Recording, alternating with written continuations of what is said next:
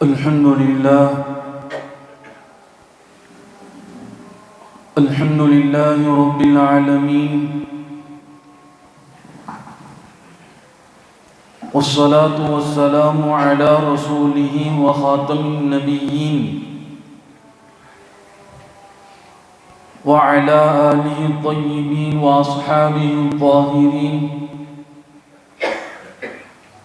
والمؤمنين والمسلمين كلهم أجمعين. أما بعد،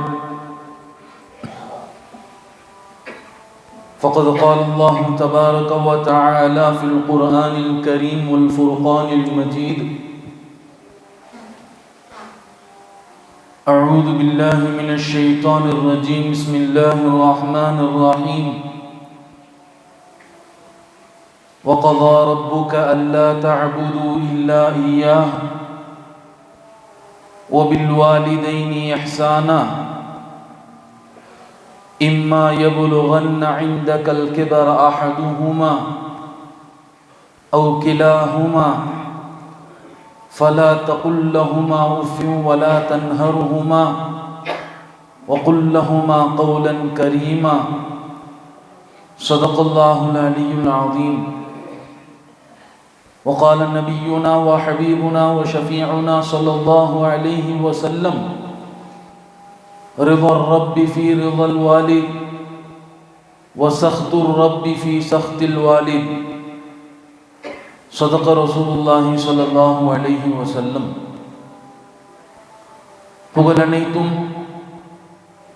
படைத்து பரிபாலிக்கக்கூடிய ஏக வல்லூனாகி அல்லாஹ் ஜல்லஷான்ஹு தஆலா ஒருவனுக்கே உரித்தாகட்டுமாக. சாந்தியும் சமாதானமும் கண்மணி நாயகம் ரசூலுல்லாஹி ஸல்லல்லாஹு அலைஹி வஸல்லம் அவர்கள் மீதும், அவர்களுடைய அடிச்சுவட்டை அப்படியே பின்பற்றி வாழ்ந்த சத்திய சஹாபாக்கள் மீதும், தாபீன்கள், தபா தாபீன்கள், நாதாக்கள், ஷுஹதாக்கள், குறிப்பாக இந்த ஜும்மாவிற்கு வருகை தந்திருக்கிற நம் அனைவர்களின் மீதும் அல்லாஹ்வினுடைய அன்பும் அருளும் என்றென்றும் நீண்டு நிலவட்டுமாக. ஆமீன். கண்ணியத்திற்குரிய அல்லாஹ் நல்லடியார்களே, இன்றைக்கு நான் எடுத்துக்கொண்ட தலைப்பு பெற்றோர்களுக்கு செய்ய வேண்டிய உபகாரங்கள். உயிரோடு இருக்கக்கூடிய பெற்றோர்களுக்கு என்ன உபகாரம் செய்ய வேண்டும், பெற்றோர்கள் மரணித்து விட்டால் அவர்களுக்கு என்ன உபகாரம் செய்ய வேண்டும் என்று சொன்னால், மார்க்கம் இரண்டும் சொல்லி தந்திருக்கிறது, இரண்டும் வலியுறுத்தப்பட்டிருக்கிறது. உயிரோடு இருக்கக்கூடிய பெற்றோர்களுக்கும் செய்ய வேண்டிய உபகாரங்கள் உண்டு, அதே போல மரணித்து விட்ட பெற்றோர்களுக்கும் செய்ய வேண்டிய உபகாரங்கள் உண்டு. இன்றைக்கு என்ன உபகாரம் செய்கிறோம் பெற்றோர்களுக்கு சற்று சிந்திக்க கடமைப்பட்டிருக்கிறோம். அல்லாஹ் திருமறையிலே சொல்லுகிறான், தனக்கு பிறகு அடுத்தபடியாக ஒபில் வாலிதைனி இஹ்சானா, நீங்கள் பெற்றோர்களுக்கு உபகாரம் செய்யுங்கள். இஹ்சானோடு, இரக்கத்தோடு, உங்கள் பெற்றோர்களிடத்திலே நீங்கள் இரக்கத்தோடு நடந்து கொள்ளுங்கள் என்று அல்லாஹ் தனக்கு பிறகாக பெற்றோர்களை குறித்து சொல்லுகிறான் என்று சொன்னால், அந்த பெற்றோர்களுக்கு நாம் எப்படியெல்லாம் உபகாரம் செய்ய வேண்டும் என்பதை யோசிக்க கடமைப்பட்டிருக்கிறோம். அருமையானவர்களே, பெற்றோர்களிடத்திலே இஹ்சானோடு நடந்து கொள்ள வேண்டும். பெற்றோர்களுடைய துஆ கிடைத்து விட்டால் அல்லாஹ் இந்த உலகத்தையும் திறந்து தந்து விடுகிறான், சொர்க்கத்தையும் அல்லாஹ் திறந்து விடுகிறான், உலகமும் திறந்து விடுகிறது. ஒரு மனிதன் துன்யானால தானே பெற்றோர்களை ஒதுக்கி வைக்கிறான். இந்த துன்யா, இந்த அற்ப-ஆசைகள், இந்த துன்யாவிலே அடுத்தவர்களுடைய பேச்சை கேட்டு, மனைவியினுடைய பேச்சை கேட்டு அல்லது சகோதரருடைய பேச்சை கேட்டுதான் அந்த பெற்றோர்கள் ஒதுக்கி வைக்கப்படுகிறார்கள். சொன்னார்கள் பெருமானார் ஸல்லல்லாஹு அலைஹி வஸல்லம், பெற்றோர்களுடைய துஆ கிடைத்து விட்டால் அல்லாஹ் உலகத்தையும் திறந்து தருகிறான், சொர்க்கத்தினுடைய வாசலும் திறக்கப்படுகிறது. இரண்டும் கிடைத்து விடுகிறது. மூசா அலைஹிஸ்ஸலாமுடைய காலத்திலே ஹஜ்ரத் மூசா அலைஹிஸ்ஸலாம் குதிரையிலே பயணம் செய்கிறார்கள். சிரியாவிலிருந்து அந்தார்டிகா வரைக்கும் ஏறத்தாழ 800 மைல் தூரம், மிகப்பெரிய ஒரு தொலைவு கொண்டு ஒரு பயணம். அது ஹஜ்ரத் மூசா அலைஹிஸ்ஸலாம் பயணம் செய்கிறார்கள். மூசா அலைஹிஸ்ஸலாம் பயணம் செய்கிற நேரத்திலே குதிரை வஃபாத்தாகி விடுகிறது, குதிரை மூத்தாகி விட்டது. மிக நீண்ட தூர பயணம் செல்ல வேண்டும். மூசா அலைஹிஸ்ஸலாம் அவர்களுக்கு எப்படி செல்ல வேண்டும் என்று தெரியவில்லை, குதிரை மூத்தாகி விட்டது. அல்லாஹ்விடத்திலே கேட்கிறார்கள். மூசா அலைஹிஸ்ஸலாம் கலிமுல்லாவாக இருக்கிறார்கள், அல்லாஹ்விடத்திலே பேசக்கூடியவர்கள். கேட்டார்கள், யா அல்லாஹ், நான் எப்படி பயணம் செய்வது என்பதாக. அல்லாஹ் சொல்லுகிறான், மூசாவே அந்த மலையில ஒருத்தர் இருக்கிறார், அவரை போய் பாரு. அந்த மலையின் மீது ஒரு நபர் இருக்கிறார், அவரை சென்று சந்தி, நீ பயணம் செய்வதற்கு உண்டான வழிகள் ஏற்படும் என்பதாக அல்லாஹ் மூசா அலைஹிஸ்ஸலாம் இடத்தில் சொல்லுகிறான். மூசா அலைஹிஸ்ஸலாம் அந்த மலையை தேடி செல்லுகிறார்கள். அந்த மலையிலே உச்சியிலே ஒரு மனிதர் இருக்கிறார். பார்த்த அந்த மனிதர், மூசாவா நீங்கன்னு கேட்கிறார். மூசா அலைஹிஸ்ஸலாமுக்கு தெரியவில்லை, அவரை பார்த்த அடையாளம் தெரியவில்லை. ஆனால் அந்த நபர் இதுவரைக்கும் மூசாவை பார்த்ததில்லை. ஆனால் பார்த்து கேட்கிறார், நபியே நீங்கள் மூசாதானன்னு சொல்லி. என்ன வேணும் கேளுங்கள், என்ன வேணும் கேளுங்கள். மூசா அலைஹிஸ்ஸலாம் கேட்டார்கள், என்னுடைய வாகனம் இல்லை, நான் 800 மைல் தூரம் பயணம் செய்ய வேண்டியது இருக்கிறது, என்னுடைய குதிரை வஃபாத் ஆகிவிட்டது. அந்த நபரிடத்தில் சொல்லுகிறார். அந்த நபர் சொன்னார், வானத்தை பார்த்து கட்டளை இடுகிறார், வானமே மூசாவை அழைத்து கொண்டு அந்தார்டிகாவிற்கு செல்லு. வானத்தை பார்த்து கட்டளை இடுகிறார். மூசா அலைஹிஸ்ஸலாம் அவர்களும் வானம் மூசா அலைஹிஸ்ஸலாம் அவர்களை இழுத்து கொண்டு அந்தார்டிகாவிற்கு சென்று அங்கே மூசா அலைஹிஸ்ஸலாம் அவர்களை சேர்க்கிறது. மூசா அலைஹிஸ்ஸலாமுக்கு ஆச்சரியம். பார்த்த நபர் ஒரு சாதாரணமான நபர், ஒரு நபி அல்ல, ஒரு சாதாரணமான நபருக்கு இத்தனை பெரிய சக்தி. அல்லாஹ்விடத்திலே துஆ செய்தால் அந்த துஆ ஏற்றுக்கொள்ளப்படுகிற சக்தி இது எப்படி கிடைத்தது என்று ஹஜ்ரத் மூசா அலைஹிஸ்ஸலாம் அவர்களுக்கு ஒரே ஆச்சரியம். மூசா அலைஹிஸ்ஸலாம் மீண்டும் ரப்பிடத்திலே கேட்டார்கள், யா அல்லாஹ், ஒரு சாதாரணமான நபருக்கு எப்படி இத்தனை சக்தி கிடைத்தது? வானம் உனக்கு கட்டுப்படக்கூடியது, ஆனால் அந்த வானத்தை நோக்கி அவர் கட்டளை இடுகிறார், அந்த வானம் அவருக்கு கட்டுப்படுகிறது என்று சொன்னால் இத்தனை பெரிய சக்தி நீ எப்படி அந்த மனிதருக்கு தந்தாய் என்பதாக ஹஜ்ரத் மூசா அலைஹிஸ்ஸலாம் அல்லாஹ்விடத்திலே கேட்கிற போது அல்லாஹ் சொன்னான், பெற்றோர்களுக்கு உபகாரம் செய்த நபர் அவர் வாழ்கிற காலத்திலே பெற்றோர்களுக்கு உபகாரம் செய்தார். அதனால் அந்த பெற்றோர்கள் வஃபாத் ஆகிற போது அந்த நபருக்கு இப்படி துஆ செய்து விட்டு வஃபாத் ஆனார்கள். அல்லாஹும்ம இக்தி ஹாஜத்துஹு, யா அல்லாஹ் இவருடைய ஹாஜத்தை நிறைவேற்றுவாயாக. கமா இக்தி ஹாஜத்தி, அவர் எங்களுடைய ஹாஜத்தை எப்படி, எங்களுடைய தேவைகளை எப்படி தெரிந்து தெரிந்து தெரிந்து தெரிந்து எங்களுக்கு பூர்த்தி செய்தாரோ அதுபோல இவருடைய கடமையும் நீ தெரிந்து தெரிந்து பூர்த்தி செய்வாயாக என்று அல்லாஹ்விடத்திலே துஆ செய்கிறார்கள். மூசா அலைஹிஸ்ஸலாம் இடத்திலே அல்லாஹ் சொல்லுகிறான், மூசாவே, அவர் கை காட்டி ஒரு வறண்டு போன ஒரு பூமியை இதை பசுமையாக்க என்று சொன்னாலும் நான் பசுமையாக்குவேன். காரணம், அவர்களுடைய பெற்றோர்கள் இவருக்காக வேண்டி துஆ செய்திருக்கிறார்கள். அருமையானவர்களே, பெற்றோர்களுடைய துஆவை பெற்ற பிள்ளைகள் மிகவும் பாக்கியம் வாய்ந்த பிள்ளைகள். அதைவிட மிகப்பெரிய பாக்கியம் இந்த உலகத்திலே வேறு எதுவும் இருக்க முடியாது என்பதாக சொன்னார். இஹ்சானுல் வாலிதைன், பெற்றோர்களுக்கு உபகாரம் செய்ய வேண்டும். முதலாவது கடமை பெற்றோர்களுக்கு உபகாரம் செய்வதிலே மனிதர்கள், பெற்றோர்கள், பிள்ளைகளாகிய நமக்கு அல்லாஹ் சொல்லித் தருகிற முதலாவது விஷயம் சொன்னார்கள், இஹ்சானுல் வாலிதைன், பெற்றோர்களுக்கு உபகாரம் செய்யுங்கள். அருமையானவர்களே, அபூ ஹுரைரா ரலியல்லாஹு அன்ஹு அவர்கள் நபிகள் நாயகம் ஸல்லல்லாஹு அலைஹி வஸல்லம் அவர்களோடு 4 ஆண்டு காலம் மட்டும் இருந்தார்கள். ஆனால் அறிவித்த ஹதீஸ் ஏராளம், 5000த்திற்கும் மேற்பட்ட ஹதீஸ்களை அறிவித்திருக்கிறார்கள். பெருமானாருடைய மாணவர், நபியோடு இருந்து கல்வியை பெற்ற ஹதீஸை படித்த மாணவர் அவர் அபூ ஹுரைரா அவர்கள். சாதாரணமான சஹாபி அல்ல. அழுது கொண்டு வருகிறார் பெருமானிடத்திலே, அழுது கொண்டு வருகிறார். யா ரசூலுல்லாஹ், அல்லாஹ்விடத்திலே பெருமானாருடைய தூதரிடத்திலே பெருமானார் ஸல்லல்லாஹு அலைஹி வஸல்லம் இடத்திலே சொல்லுகிறார்கள், யா ரசூலுல்லாஹ், என்னுடைய தந்தை, என்னுடைய தாய் என்னை அடித்து விட்டாள். வரபத் உம்மி, என்னுடைய தாய் என்னை அடித்து விட்டாள் என்பதாக. எத்தனை வயசுலங்க? 35 வயது. இன்றைக்கு ஒரு 15 வயது பிள்ளை கூட தாய் தந்தையர்கள் அடிக்க முடியவில்லை. அடித்தால் அங்கே நடப்பது வேறாக இருக்கிறது. அருமையானவர்களே, மிகப்பெரிய பிரச்சனை உருவாகி விடுகிறது. அபூ ஹுரைரா அவர்களை தன்னுடைய தாய் அடித்தார்கள் 35 வயதில். 35 வயதில் வந்து பெருமானாரிடத்தில் சொல்லுகிறார்கள், யா ரசூலுல்லாஹ், வரபத் உம்மி, என்னுடைய தாய் என்னை அடித்து விட்டாள். பெருமானார் கேட்டார்கள், அபூ ஹுரைரா, நீ என்ன செய்தாய்?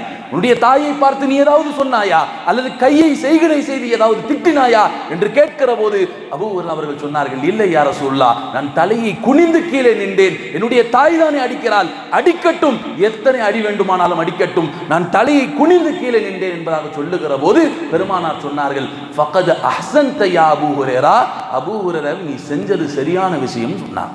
நீ செய்தது சரியான விஷயம். தாய் அடிக்கிற போது நீ அடி வாங்கி கொண்டு நின்றாய் அல்லவா, இது சரியான விஷயம் என்பதாக சொன்னார். தொழுகைக்கான நேரமாகிவிட்டது. பெருமானார் தொழ சென்று விட்டார்கள். தொழுது விட்டு வருகிறார்கள். மீண்டும் வாசலில் அபூ ஹுரைரா அவர்கள் நிற்கிறார்கள். யா ரசூலுல்லாஹ், அழுது கொண்டே நிற்கிறார்கள். இப்போ என்ன அபூ ஹுரைரா, இப்போ என்ன அபூ ஹுரைரா ஆகிவிட்டது? சொன்னார்கள் அபூ ஹுரைரா அவர்கள், யா ரசூலுல்லாஹ், எனக்கு ஒரு காரியம் செய்யுங்களேன், எனக்கு ஒரு உதவி செய்யுங்கள். எனக்கு என்னுடைய தாயும் முக்கியம், எனக்கு என்னுடைய தாயும் முக்கியம். என்னுடைய தாய் என்னை எதற்கு அடித்தால் தெரியுமா? நான் உங்களை ஈமான் கொண்ட நாள் அளித்தாள் என்பதாக சொன்னான். பெருமானார் நீங்கள் கொண்டு வந்த தீனை நான் ஏற்றுக்கொண்டதின் காரணமாகத்தான் என்னுடைய தாய் அடித்தார் என்பதாக சொல்லுகிற போது பெருமானார் கேட்டார்கள், அபூ ஹுர்ராவே, என்னுடைய நேசம் முக்கியமா உனக்கு உன் தாய் முக்கியமான்னு கேட்டார்கள். என்னுடைய நேசம் முக்கியமா உனக்கு உன்னுடைய தாய் முக்கியமா என்று கேட்கிற போது அபூ ஹுர்ரா அவர்கள் சற்றும் யோசிக்காமல் சொன்னார்கள், எனக்கு யா ரசூலுல்லாஹ் உங்களுடைய நேசம் தான் முக்கியம், ஆனால் என்ன செய்வது, என்னுடைய தாயும் விட முடியாது யா ரசூலுல்லாஹ், எனவே எனக்கு ஒரு உதவி செய்யுங்கள், என்னுடைய தாயினுடைய ஹிதாயத்திற்காக வேண்டி துஆ செய்யுங்கள் யா ரசூலுல்லாஹ் என்று சொல்லுகிறார்கள். அபூ ஹுர்ரா அவர்கள் சொன்னாங்க, அல்லாஹ் யஹ்தி உம்மி அபீ ஹுரைரா. யா ரசூலுல்லாஹ் பெருமானார் துஆ செய்கிறார்கள், யா அல்லாஹ் அபூ ஹுர்ராவுடைய தாய்க்கு ஹிதாயத்தை நசீபாக்கு. 3 முறை சொன்னார்கள். அல்லாஹும்ம இஹ்தி உம்ம அபூ ஹுரைரா, அல்லாஹ் யா அல்லாஹ் அபூ ஹுர்ரா அவருடைய தாய்க்கு ஹிதாயத்தை நசீபாக் என்று 3 முறை துஆ செய்கிறார்கள். அபூ ஹுர்ரா அவர்கள் வீட்டுக்கு ஓடி பார்க்கிறார்கள். அங்கே சென்று பார்க்கிற போது தாய் ஈமானோடு இருக்கிறார். அருமையானவர்களே, இதுதான் அபூ ஹுர்ரா அவர்கள் தன்னுடைய தாயிடத்தில் நடந்து கொண்ட விதம் இஹ்சானாக இருக்கிறது. சொன்னார்கள் உலமாக்கள், முதலாவது உபகாரம் தாய்க்கு செய்ய வேண்டியது, பெற்றோர்களுக்கு செய்ய வேண்டியது என்ன? நீங்கள் இஹ்சானோடு நடந்து கொள்வது, உபகாரத்தோடு இரக்கத்தோடு அந்த தாய் தந்தையர்களிடத்திலே நடந்து கொள்வது, இதுதான் நீங்கள் பெற்றோர்களுக்கு செய்ய வேண்டிய முதலாவது உபகாரம் சொன்னார். தாய் தந்தையர்களுக்கு உபகாரம் செய்வதனால் அல்லாஹ் உங்களுடைய தேவைகளை பூர்த்தி செய்கிறான். நீங்கள் என்ன கேட்டாலும் துன்யாவை திறந்து தருகிறான் என்பதாக பெருமானார் சொன்னார்கள். துன்யாவிலே மிகவும் உயர்ந்த நிலைக்கு நீங்கள் அடைய வேண்டுமா? உங்களுடைய பெற்றோர்களை கவனித்துக் கொள்ளுங்கள். இன்றைக்கு எத்தனை பிள்ளைகள் அற்ப துன்யாவிற்காக வேண்டி வெளிநாட்டிலே சென்று சம்பாதிக்கிறார்கள். ஆனால் பேசுவதற்கு சில நேரங்களிலே தாய் தந்தையிடத்திலே பேசுவதற்கு பிள்ளைகள் இல்லை. தாய் தந்தையர்கள் நோய்வாய்ப்பட்டிருக்கிறார்கள், போன் பண்ணி கேட்கிறார்கள், நோயை விசாரிக்கிறார்கள். ஆனால் அந்த தாய் தந்தையர்கள் எதிர்பார்ப்பது என்ன தெரியுமா? என்னுடைய பிள்ளைகள் இந்த நேரத்தில் என்னோடு இருக்க வேண்டும், என்னுடைய நோயினுடைய காலங்களிலே, என்னுடைய சிரமத்தினுடைய காலங்களிலே என்னோடு இருக்க வேண்டும் என்று ஆசைப்படுகிறார்கள். வெறும் பணத்தை மட்டும் அனுப்பிவிடுகிறார்கள். என்ன பணம்? அற்ப பணம். இது குப்பைக்கு சமம். தாய் தந்தையர்கள் கூட இருந்து அவர்களை கவனிக்காத பணம் இருக்கிறது, இது ஒருபோதும் சிறந்த பணம் அல்ல. இந்த பணத்தை கொண்டு அல்லாஹ் எதுவும் செய்ய போறது கிடையாது. அந்த பெற்றோருடைய துஆவை பெறுகிற போது அல்லாஹ் உங்களுடைய வாழ்க்கையை உயர்த்தி விடுகிறான் என்பதாக பெருமானார் ஸல்லல்லாஹு அலைஹி வஸல்லம் அவர்கள் சொல்லி காட்டினார்கள். அருமையானவர்களே, பெற்றோர்களுக்கு செய்ய வேண்டிய முதலாவது உபகாரம் சொன்னார்கள், இஹ்சானுல் வாலிதைன். பெற்றோர்களுக்கு நீங்கள் அழகிய முறையில் இஹ்சானோடு இரக்கத்தோடு, அவர்கள் எத்தனை வாலிபத்தை எத்தனை வயோதிகத்தை அடைந்தாலும் நீங்கள் அவர்களோடு பொறுமையோடு நடந்து கொள்ளுங்கள் என்பதாக சொல்லி காட்டினார்கள். பெற்றோர்களுக்கு செய்ய வேண்டிய இரண்டாவது உபகாரம் சொன்னார்கள், ஒரு பெற்றோர்களுக்கு செய்ய வேண்டிய இன்ஃபாக்குல் வாலிதைன், பெற்றோர்களுக்கு செலவு செய்வது. பெருமானார் ஸல்லல்லாஹு அலைஹி வஸல்லம் மிக அற்புதமாக சொன்னார்கள். அபூபக்கர் சித்திக் அவரிடத்திலே ஒரு மனிதர் வந்து கேட்கிறார், என்னுடைய தந்தை என்னிடத்திலே பணம் கேட்டுக்கொண்டே இருக்கிறார், பணம் கேட்டுக்கொண்டிருக்கிறார், நான் எவ்வளவுதான் கொடுப்பது, நான் கொடுத்து கொண்டே இருக்கிறேன், ஆனால் அவர் கேட்டுக்கொண்டே இருக்கிறார். அபூபக்கர் சித்திக் அவர்கள் சொன்னார்கள், பெருமானார் ஸல்லல்லாஹு அலைஹி வஸல்லம் அவர்கள் சொன்ன விஷயம் என்ன தெரியுமா? சொன்னார்கள், அந்த வ மாலுக லி அபீக, நீயும் உன்னுடைய பணமும் உன்னுடைய தந்தைக்குரியவர் என்பதாக சொன்னார். பணம் மட்டுமல்ல, நீ பிறந்தது, உன்னை உருவாக்கியது, இது எல்லாம் உன்னுடைய தந்தை. நீயும் உன்னுடைய பணமும் உன்னுடைய செல்வம், இது எல்லாம் உன்னுடைய தந்தைக்கு உரியது. எனவே சொல்லிவிட்டு சொன்னார்கள், எத்தனை முறை உன்னுடைய தந்தை உன்னிடத்திலே பணம் கேட்டாலும் நீ கேட்பதை கொடு என்பதாக சொல்லுகிறார்கள். அருமையானவர்களே, சில நேரங்களில் பார்க்கிறோமா இல்லையா, என்னங்க என்னுடைய பெற்றோர்களுக்கு, இந்த ரிட்டையர் ஆன பெற்றோர்கள்லாம் ரொம்ப கஷ்டம். பணத்தை கேட்க முடியாது, வாய் திறந்து கேட்க மாட்டார்கள். பிள்ளைகளிடத்தில் எப்படி கேட்பது, கூச்சப்படுவார்கள். ஆனால் அதே நேரத்தில் பிள்ளைகள் பெற்றோர்களுடைய தேவையும் தெரிஞ்சுக்கணுமா இல்லையா? கேட்பார்கள், எங்க அத்தாவுக்கு ஏதாவது கொடுக்குறீங்களாங்க? இல்லை, ஒன்றும் கொடுக்கறது இல்லை. என்ன வேணும் எங்க அத்தாக்கு? அவர் நல்லா தானே இருக்கிறார், நல்லா சொகுசா இருக்கிறார். அருமையானவர்களே, அவருக்குண்டான தேவைகள் என்ன இருக்கும், அது அவருடைய உள்ளத்தில் இருக்கிறது. அவருக்கு சில தேவைகள் இருக்கும், அது அவருடைய உள்ளத்தில் இருக்கக்கூடியது.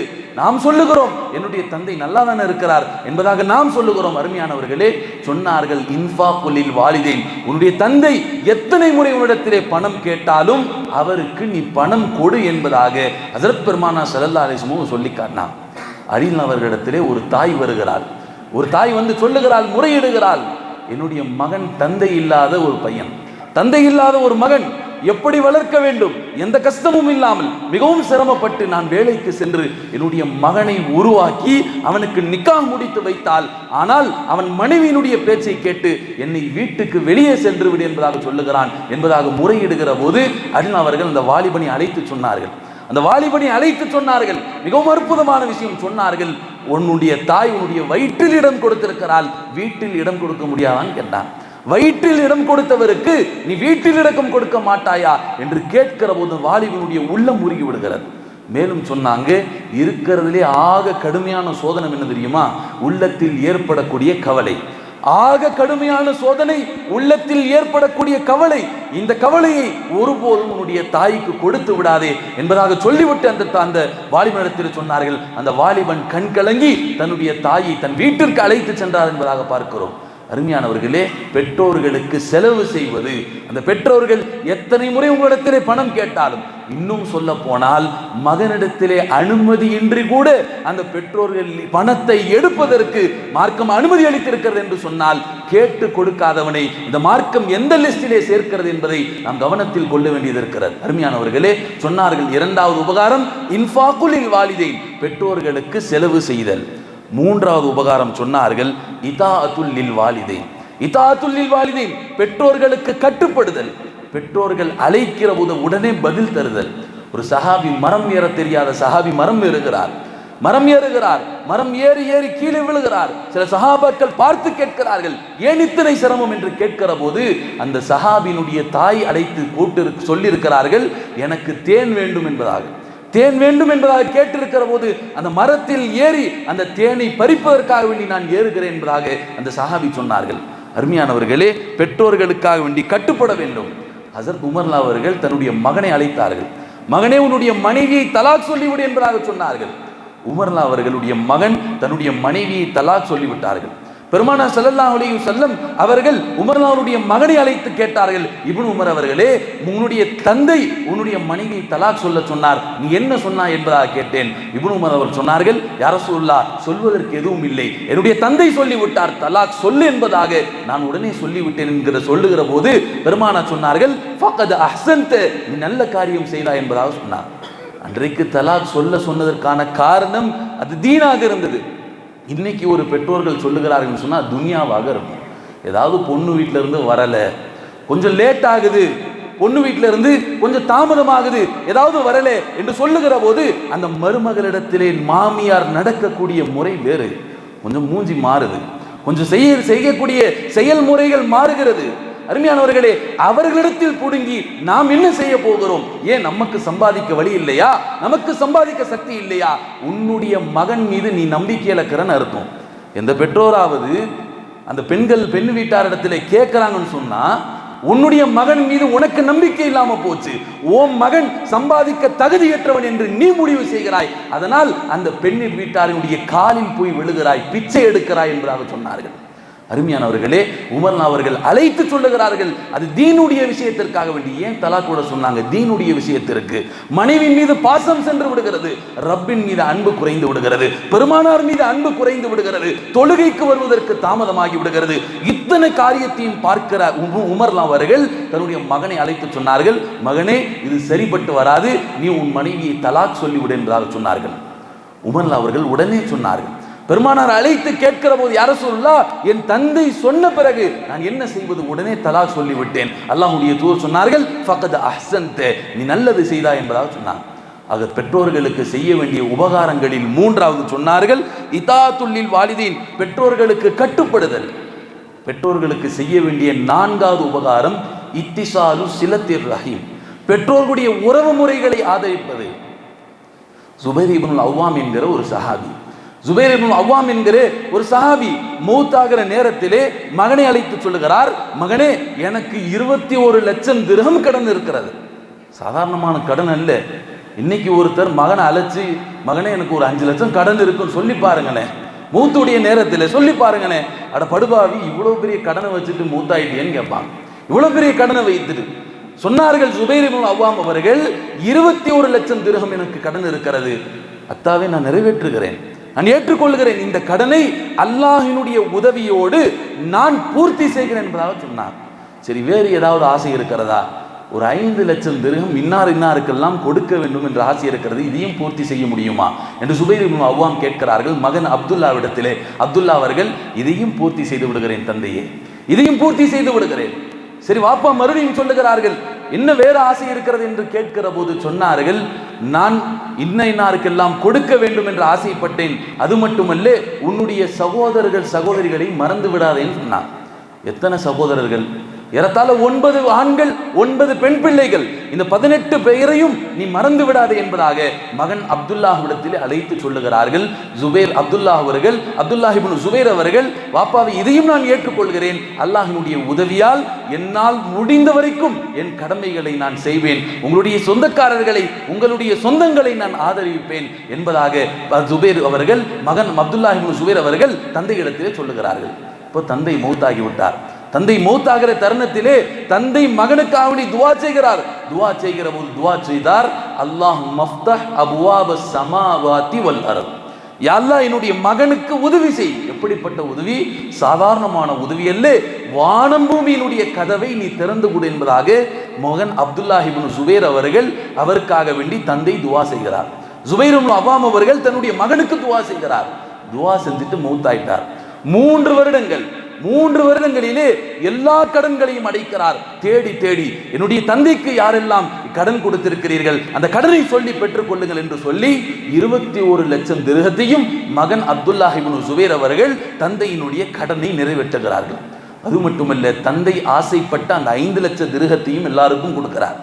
அது மட்டுமல்ல, ஒவ்வொரு ஆண் பிள்ளைகளுக்கும் 10 லட்சம் திர்ஹம், அது மட்டுமல்ல பெண் பிள்ளைகளுக்கு 5 லட்சம் திர்ஹம், இது அத்தனையும் கொடுத்து அப்துல்லாஹ் இப்னு சுபைர் வீட்டுக்கு செல்லுகிற போது வெறுங்கையாக செல்லுகிறார்கள். தனக்கென்று எதுவும் இல்லை, தந்தையினுடைய ஆசையை நிறைவேற்ற வேண்டும், தந்தையினுடைய சொந்தக்காரர்கள் அவர்கள் பிரியப்பட்டவர்களை அரவணைக்க வேண்டும் என்கிற ஒரே காரணத்தினாலே அருமையானவர்களை இத்தனை சிரமங்கள் பட்ட அப்துல்லாஹ் இப்னு சுபைர் அருமையானவர்களை எத்தான் சொன்னார்கள், பெற்றோர்களுடைய உறவினர்களை ஆதரிக்க வேண்டும். ஒரு காலம் இருந்தது, எல்லாத்தையும் ஆதரித்தோம், பிள்ளைகளுக்கு சொல்லிக் கொடுத்தார்கள், இவர்கள் உன்னுடைய சச்சா, உன்னுடைய மாமி, உன்னுடைய மாமன் என்பதாக. ஆனால் இன்னைக்கு தெரியாத அளவுக்கு பிள்ளைகளை வளர்க்கிறோம். எங்க அவங்களாம் பார்த்துடக்கூடாது, அவர்கள் எல்லாம் பார்த்து விடக்கூடாது என்கிற அளவிற்கு அருமையானவர்களே இன்றைக்கு உறவினர்கள் நடக்கிற முறையும் சரியல்ல, அதே போல உறவினரிடத்தில் நாம் நடக்கக்கூடிய முறையும் சரியல்ல. எல்லாத்தினுடைய உறவு முறைகளையும் நாம் சொல்லி வளர்க்க வேண்டும் என்கிற அடிப்படையிலே சொன்னார்கள், பெற்றோருக்கு செய்ய வேண்டிய உபகாரங்கள், அவர்கள் மௌத்தாகிவிட்டாலும் அவர்களோடு இருக்கக்கூடிய நண்பர்களையும் ஆதரியுங்கள். ஒரு பெற்றோர்கள் மூத்தாயிட்டாங்க, என்ன கடமை இருக்கு? எதுவும் இல்லையா? முடிஞ்சு போச்சா? இல்லை, உலமாக்கள் சொல்லி தருகிறார்கள், உன்னுடைய பெற்றோர்களுடைய நண்பரை ஆதரித்து வாழுங்கள்.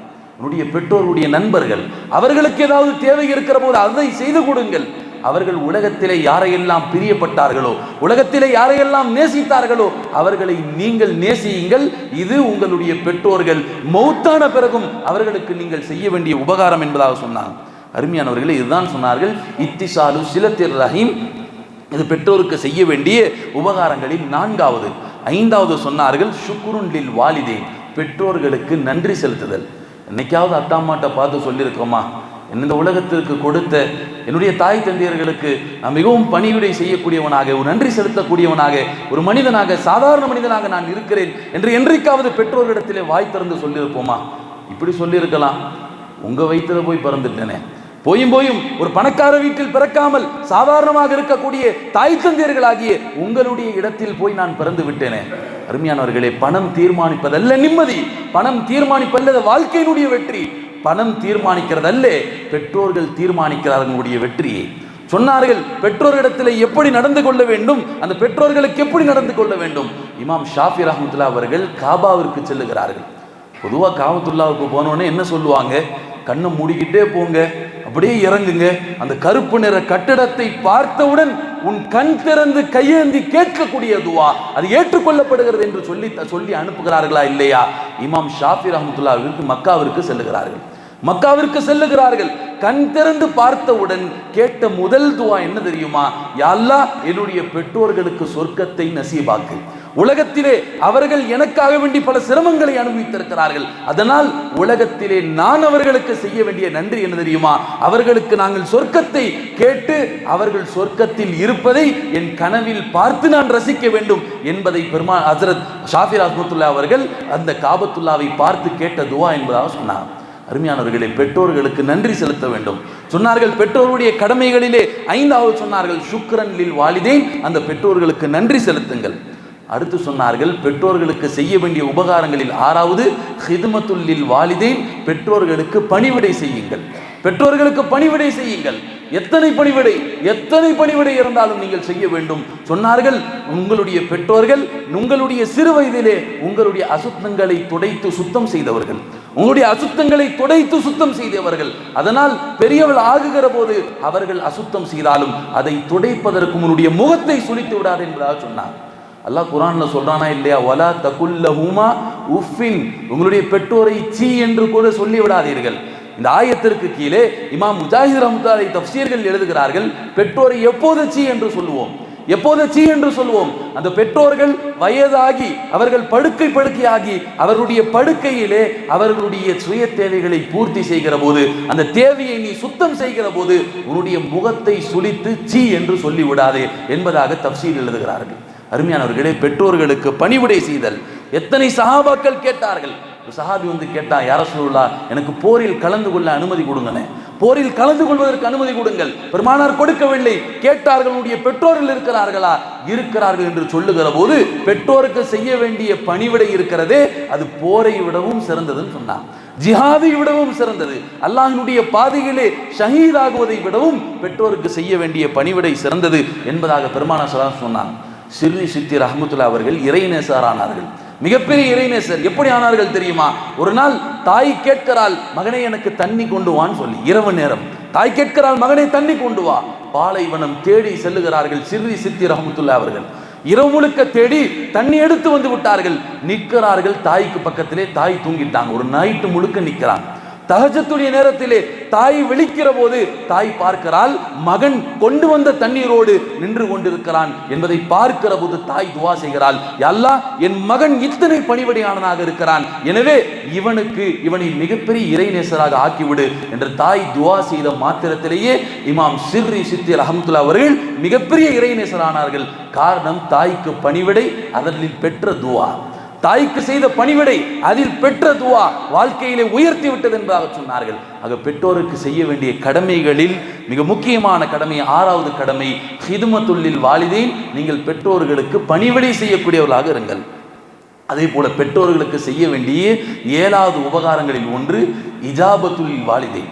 பெற்றோர்கள் எப்போது அழைத்தாலும் அவர்களுக்கு பதில் கொடுங்கள், அவர்களுக்கு குடல் கொடுங்கள் என்பதாக சொன்னார். எந்த அளவுக்கு மார்க்கத்தில் வந்திருக்கிறது தெரியுமா?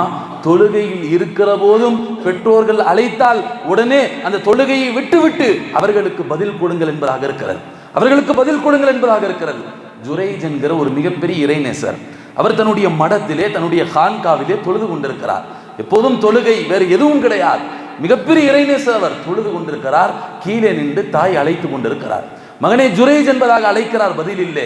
2வது முறை அழைக்கிறாள், தாய் பதில் இல்லை. 3வது முறை அழைக்கிற போதும் பதில் இல்லை. கடைசியாக தாய் கோபப்பட்டு ஒரு வார்த்தை சொல்லி விடுகிறார். தாயினுடைய பதுவா எவ்வளவு பெரிய தாக்கத்தை ஏற்படுத்துகிறது என்பதை மனதில் பதிய வைத்துக் கொள்ளுங்கள். ஜுரைஜினுடைய தாய், உன் முகம் ஒரு மோசமான ஒரு பெண்ணினுடைய முகத்தை பார்க்காத வரைக்கும் உனக்கு மௌத் வராதுன்னு சொல்லிட்டு போயிட்டாங்க. என்ன நடந்துச்சு தெரியுமா? ஜுரைஜ் ஒரு கட்டத்திலே அங்கே அந்த ஊரிலே ஒரு மோசமான பெண் இருக்கிறாள், விபச்சாரம் செய்யக்கூடிய பெண். ஒரு ஆட்டிடையின் மூலம் அவள் குழந்தை கற்பமுற்று விட்டாள். இப்ப யார் குழந்தைன்னு தெரியல. அந்த பெண் ஒரு கட்டத்திலே ஊர் மக்களிடத்திலே சொல்லுகிறாள், என்னுடைய வயிற்றில் வளரக்கூடிய குழந்தை இது ஜுரைஜினுடைய குழந்தைன்னு சொல்லி. ஊர் மக்கள் எல்லாம் ஹான்காவை அடிச்சு உடைச்சிட்டாங்க. மடத்தை அடித்து உடைத்து விட்டார்கள். ஜுரைஜையும் கடுமையாக தாக்குகிறார்கள். குழந்தை பிறந்து விட்டது. சொன்னார்கள், அந்த குழந்தையை பேச சொல்லுகிறார்கள். ஜுரைஜ் ஒரு கட்டத்தில் அல்லாஹ்வினுடைய உதவியால் அந்த குழந்தை பேசியது, என்னுடைய தந்தை ஜுரைஜ் அல்ல, இன்ன ஆட்டிடையன் என்பதாக பேசியது. அதற்கு பிறகு மக்கள் எல்லாம் வருந்தி அவரிடத்திலே பாவ மன்னிப்பு கேட்டார்கள். இடத்திலே அவர் என்னை மன்னித்து விடு என்பதாக மன்னிப்பு கேட்டார்கள் என்பதாக பார்க்கிறோம். அருமையாக சொன்னார்களா இல்லையா? ஒரு ஒரு மோசமான ஒரு பெண்ணினுடைய முகத்தை பார்க்காத வரைக்கும் உனக்கு மௌத் வராது என்பதாக தாயினுடைய பதுவா, அந்த பதுவா பலித்து விட்டது என்பதாக உலமாக்கள் கித்தாபுகள் எழுதுகிறார்கள். அருமையானவர்களே, ஒரு தாய் எப்போது அழைத்தாலும் அவர்களுக்கு பதில் கொடுக்கக்கூடிய நிலையிலே பிள்ளைகள் இருக்க வேண்டும் என்பதாக சொன்னாங்க. நீ தாய் தந்தை இடத்துல பேசுவதற்கு கூட நேரம் இல்லைங்களேங்க. ஒரு நாளைக்கு ஒரு தாய் இடத்திலே அல்லது பெற்றோர் இடத்துல எத்தனை முறை பேசுகிறோம்? பக்கத்தில் இருக்கிற போதாவது சரி அல்லது தூரத்தில் இருக்கிற போதாவது சரி. ஒரு கவிஞர் அழகாக சொல்லுவார், பெற்றோர்கள் என்பது ஒரு அழகிய புத்தகம் போல. பெற்றோர்கள் என்பது அழகிய புத்தகம் போல. ஆனால் என்ன செய்கிறான் தெரியுமா? இருக்கிற காலத்திலே அந்த புத்தகத்தை திறந்து படிக்கிறது இல்லை, ஆனால் மௌத்தான பிறகு திறந்து படிக்கிறான். எத்தனையோ பேர் பார்க்கிறோமா இல்லையா? மௌத்துக்கு பிறகுதான் பெற்றோருடைய பிரியம் வருகிறது, பெற்றோருடைய பாசம் வருகிறது. ஸ்டேட்டஸ் வைக்கிறார் அந்த பெற்றோர்களுக்காக வேண்டி, அந்த பெற்றோர்களுக்காக வேண்டி எல்லாம் செய்கிறார். எப்போ பெற்றோர்களுடைய பிரியம் வருகிறது? மௌத்துக்கு பிறகு என்பதாக சொன்னாங்க. இஜாபத்துல் வாலிதை, இது பெற்றோருக்கு செய்ய வேண்டிய 7வது உபகாரம். பெற்றோருக்கு செய்ய வேண்டிய 8வது உபகாரம் இக்ராமுல் லில் வாலிதேன், அந்த பெற்றோர்களை கண்ணியப்படுத்த வேண்டும் சொன்னாங்க. எல்லா நிலைகளிலும் அவர்களுக்கு என்ன தேவை இருந்தாலும் அந்த தேவையை செய்து கொடுத்து அவர்களை கண்ணியப்படுத்துங்கள். இன்னும் சொல்ல போனால் அந்த பெற்றோர்களுக்கு முன்பாக நீங்கள் உட்காராதீர்கள், தந்தைக்கு முன்பாக உட்காராதீர்கள் என்பதாக வருகிறது. யூசுப் அலைஹிஸ்ஸலாம் மிஸ்ர் நாட்டினுடைய மிகப்பெரிய ஒரு அரசராகிவிட்டார்கள். ஏறத்தாழ 40 வருடத்திற்கு பிறகு யூசுப் அலைஹிஸ்ஸலாமுடைய தந்தை யாக்கூப் அலைஹிஸ்ஸலாம் தன்னுடைய மகனை பார்ப்பதற்காக வேண்டி வருகிறார்கள். வருகிற போது யூசுப் அலைஹிஸ்ஸலாம் உட்கார்ந்து இருக்கிறாங்க. ஜிப்ரீல் அலைஹிஸ்ஸலாம் இறங்கிட்டான். ஜிப்ரீல் அலைஹிஸ்ஸலாம் இறங்கி நபி யூசுஃபை பார்த்து சொல்லுகிறார்கள், யூசுஃபே, இது என்ன பழக்கம்? இது உன்னுடைய தந்தை நிற்க நீ உட்கார்ந்து இருக்கிறாய், இந்த பழக்கம் தொடருமானால் உன்னிடத்திலிருந்து நுபுவத் பறிக்கப்படும் சொன்னாங்க. யோசிச்சு பாருங்க, உன்னிடத்திலிருந்து நபித்துவம் என்கிற அந்த பட்டம் பறிக்கப்படும். யூசுப் அலைஹிஸ்ஸலாம் பயந்து விட்டு எழுந்து நின்றார்கள். உடனே தன்னுடைய தந்தையை பார்த்து அந்த சிம்மாசனத்திலே தந்தையை அழைத்து உட்கார வைத்தார்கள் என்பதாக பார்க்கிறோம். உலமாக்கள் சொல்லுகிறார்கள், தந்தை நடக்கிற போது அந்த தந்தைக்கு முன்பாக கூட நீங்கள் நடக்காதீர்கள். தந்தை நடக்கிற போது தந்தைக்கு முன்பாக கூட நீங்கள் நடந்து விடாதீர்கள். சஃபில் நிற்கிற போது தந்தைக்கு பக்கத்தில் கூட நிற்கிற போது ரொம்பவும் கவனமாக நில்லுங்கள் என்பதை எல்லாம் உலமாக்கள் கிதாபுகள் எழுதுகிறார்கள் என்று சொன்னால் அந்த பெற்றோர்களை எவ்வளவு கண்ணியப்படுத்த வேண்டும் என்பதை நாம் சிந்திக்க கடமைப்பட்டிருக்கிறோம். அருமையானவர்களே, பெற்றோர்களுக்கு செய்ய வேண்டிய 9வது உபகாரம் சொன்னார்கள் தவத்ததுல் லில் வாலிதை, அந்த பெற்றோர்களை நேசித்தல், பிரியப்படுதல். எவ்வளவு நேசிக்கணும்? மணியை விடவும் அதிகமாக. பெற்றோர்களை எவ்வளவு நேசிக்க வேண்டும்? மனைவியை விடவும் அதிகமாக. ஆனால் அதே நேரத்திலே மனைவியினுடைய பாசம் என்பது வேறு, பெற்றோர்களுடைய பாசம் என்பது வேறு. இன்னைக்கு இது ரெண்டும் போட்டு குழப்பிக்கிறாங்க. கவுன்சிலிங் இல்லை, சரியான முறையில் அவர்களுக்கு சொல்லித்தரப்படுறதில்லை. மனைவியினுடைய பாசம் என்பது வேறு, பெற்றோருடைய பாசம் என்பது வேறு. அருமையானவர்களை சொன்னார்கள், மனைவியை விடவும் நீங்கள் பெற்றோர்களை நேசிக்க வேண்டும். பெருமானார் ஸல்லல்லாஹு அலைஹி வஸல்லம் ஒரு ஹதீஸிலே சொன்னார்கள், யார் தன்னுடைய ஒரு மகன், ஒரு பையன், அவன் தன்னுடைய மனைவியை விடவும் பெற்றோர்களை விடவும் மனைவியை நேசிக்கிறானோ, லஅனத்துல்லாஹி வல் மலாயிகா, அல்லாஹ்வினுடைய சாபமும் மலக்குமாருடைய சாபமும் அவன் மீது உண்டாகட்டும் என்பதாக சொன்னார். அல்லாஹ்வினுடைய சாபமும் மலக்குமாருடைய சாபமும் அவன் மீது உண்டாகட்டும் என்பதாக சொல்லி காட்டினார்கள். அருமையானவர்களே, பெற்றோர்களை மனைவியை விடவும் நீங்கள் நேசிக்க வேண்டும் என்பதாக அந்த மனைவியினுடைய சில விஷயங்களுக்காக வேண்டி, சில வார்த்தைகளுக்காக வேண்டி நீங்கள் உங்களுடைய பெற்றோர்களை ஒதுக்கி வைத்து விடாதீர்கள், அவர்களை தூரம் தூக்கி எறிந்து விடாதீர்கள். இந்த பெற்றோர்கள் தான் உங்களுக்கு சொர்க்கத்தை கொண்டு தரக்கூடியவர்கள் என்பதாக உலமாக்கள் சொல்லி காட்டினாங்க. பெற்றோர்களுக்கு செய்ய வேண்டிய 10வது உபகாரம் இஸ்லாஹுல் லில் வாலிதைன், அந்த பெற்றோர்கள் சரியில்லைன்னு சொன்னா அவர்களை திருத்த வேண்டிய கடமை உங்களுக்கு இருக்கிறது. அழகிய முறையில் எப்படி திருத்த வேண்டும்?